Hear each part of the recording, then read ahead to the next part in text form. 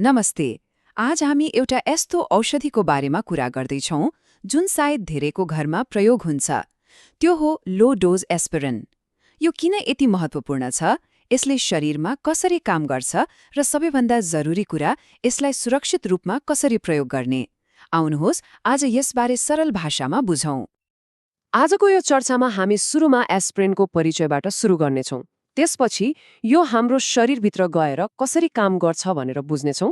अनि यो औषधि कसका लागि हो र यसका जोखिमहरू के छन् भन्ने बारे पनि छलफल गर्नेछौँ। र अन्त्यमा यसको सुरक्षित प्रयोगका लागि केही महत्त्वपूर्ण सल्लाहहरूमा पनि ध्यान दिनेछौँ। ल अब मूल विषयमा प्रवेश गरौँ है त। सबैभन्दा पहिले यो कम मात्राको एस्पिरिन आखिर हो के र यो किन यति धेरै प्रयोग हुन्छ, यसको परिचयबाटै सुरु गरौँ। यहाँ बुझ्नुपर्ने पहिलो कुरा के हो भने यो लो डोज एस्पिरिन टाउको दुख्दा खाने औषधि जस्तो होइन है। यो एक एन्टिप्लेटलेट औषधि हो। यसको एउटै मुख्य काम छ हाम्रो रगतमा हुने प्लेटलेटहरूलाई एक आपसमा टाँसिएर खतरनाक रगतको थक्का बन्नबाट रोक्नु। अनि रगतको थक्का बन्न नदिनु किन यति धेरै जरुरी छ त? किनभने यिनै थक्काहरूले गर्दा हृदयघात, स्ट्रोक र पेरिफेरल आर्टेरियल डिजिज जस्ता ज्यानै जान सक्ने अवस्थाहरू सृजना हुन्छन्।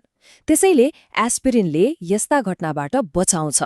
अझ मुटुमा स्टेन्ट राखेका बिरामीहरूका लागि त रगत जम्न नदिन यो औषधि लगभग अनिवार्य नै हुन्छ। नेपालको बजारमा हेर्ने हो भने यो औषधि इकोस्प्रिन, डेलिस्प्रिन वा एस्क्लो जस्ता नामहरूमा सजिलै पाइन्छ र प्रायजसो यो 75 मिलिग्राम र 150 मिलिग्रामको डोजमा उपलब्ध हुन्छ। अब मनमा एउटा प्रश्न आउँछ हैन त, यति सानो चक्कीले रगतलाई जम्नबाट रोक्ने जस्तो यति ठूलो काम कसरी गर्छ होला? आउनुहोस् यसको पिछाडिको विज्ञानलाई एकदमै सरल तरिकाले बुझौँ। एस्पिरिनले हाम्रो शरीरभित्र एउटा कक्स-1 भन्ने एन्जाइमलाई भनौँ न स्थायी रूपमै काम गर्न नसक्ने बनाइदिन्छ।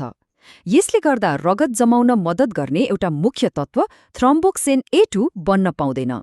नतिजा के हुन्छ त, हाम्रो रगतका प्लेटलेटहरू कम टाँसिने स्वभावका हुन्छन्। र रमाइलो कुरा के छ भने एउटा सानो डोजको असर हाम्रो शरीरमा लगभग 7 देखि 10 दिनसम्म रहिरहन्छ। त्यसो भए के यो औषधि जसले पनि लिन मिल्छ त? डाक्टरहरूले सबैलाई यो सिफारिस गर्छन्? गर्दैनन्। यो कसले लिनुपर्छ भनेर बुझ्नको लागि हामीले प्राथमिक र द्वितीय रोकथाम अर्थात् प्राइमरी र सेकेन्डरी प्रिभेन्सन बीचको महत्त्वपूर्ण फरक जान्नुपर्छ। रोकथाम पनि हेर्नुस् दुई किसिमका हुन्छन्। पहिलो हो प्राइमेरी प्रिभेन्सन। यो भनेको मधुमेह वा उच्च रक्तचाप जस्ता जोखिम भएका तर अहिलेसम्म हृदयघात वा स्ट्रोक नभएका व्यक्तिहरूलाई पहिलो पटक हुन सक्ने घटनाबाट बचाउनका लागि हो। तर एउटा कुरा के याद राख्नुस् भने यो सधैँ डाक्टरको सल्लाहमा मात्र लिनुपर्छ। दोस्रो र अझ महत्त्वपूर्ण सेकेन्डरी प्रिभेन्सन हो। यो चाहिँ पहिले नै हृदयघात वा स्ट्रोक भइसकेका बिरामीलाई फेरि त्यस्तो घटना हुन नदिनका लागि दिइन्छ र यो एकदमै आवश्यक छ।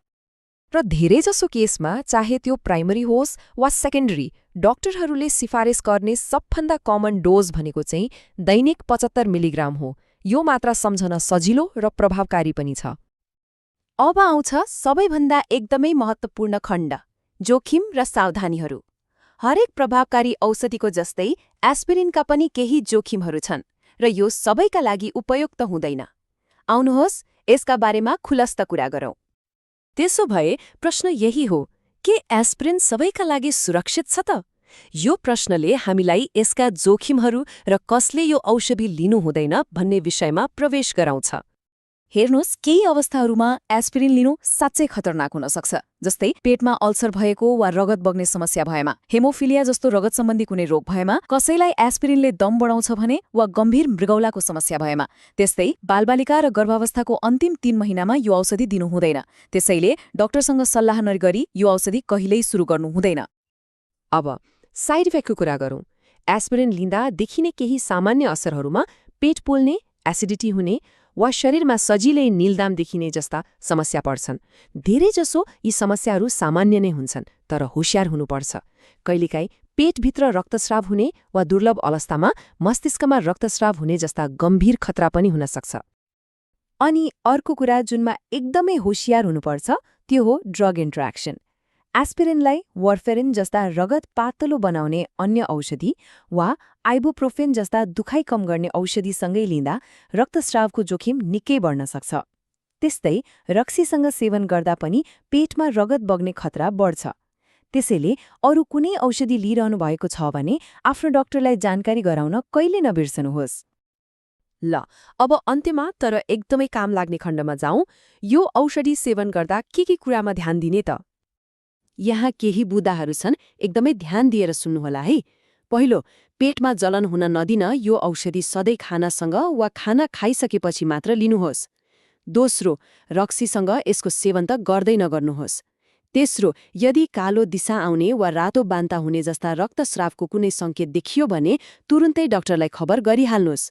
र अन्त्यमा, कुनै पनि अपरेसन वा दाँत निकाल्नु अघि एस्पिरिन खाइरहनु भएको छ भनेर आफ्नो डाक्टरलाई जानकारी दिन कहिले नछुटाउनुहोस्। र सबैभन्दा महत्त्वपूर्ण कुरा जसलाई कहिले बिर्सनु हुँदैन, आफ्नो डाक्टरले नभनेसम्म एस्पिरिन लिन कहिले पनि आफै बन्द नगर्नुहोस्। यो औषधि अचानक छोड्दा गम्भीर खतरा हुन सक्छ, त्यसैले सधैँ डाक्टरको सल्लाहको पालना गर्नुहोस्।